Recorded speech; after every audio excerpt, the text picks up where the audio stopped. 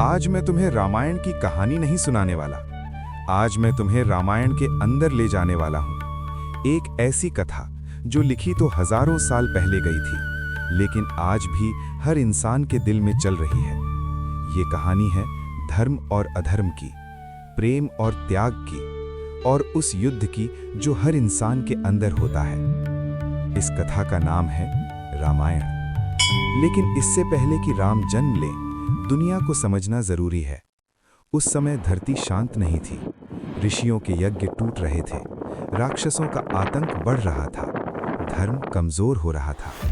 लोग भगवान से नहीं, न्याय से डरने लगे थे। और जब जब धरती पर अधर्म बढ़ता है, तब तब एक कथा जन्म लेती है। रामायण भी इसी दर्द से जन्मी थी। सरयू नदी के किनारे बसी थी एक स्वर्ण नगरी, अयोध्या, जहां गलियां साफ थीं, लोग सच्चे थे और राजा धर्मी था, राजा दशरथ।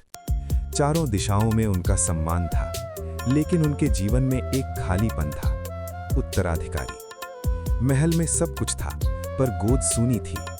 रात के सन्नाटे में दशरथ अक्सर सोचते, राज्य तो मैंने संभाल लिया, लेकिन धर्म किसे सौंपूंगा?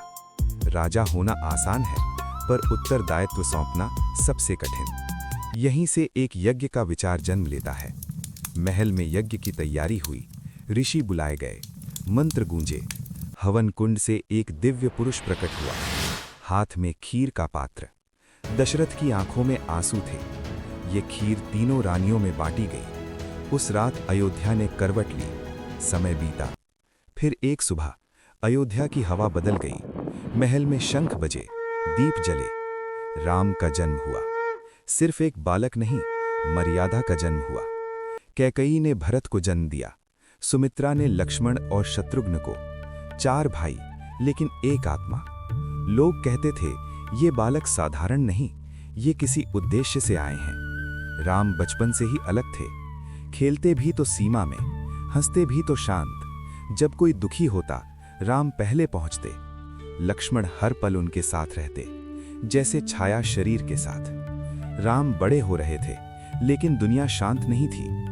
राक्षस और शक्तिशाली हो रहे थे। ऋषि डरे हुए थे, और बहुत जल्द एक ऋषि अयोध्या के द्वार पर आने वाला था, एक ऐसा अनुरोध लेकर जो राम को बचपन से कर्तव्य की राह पर ले जाएगा।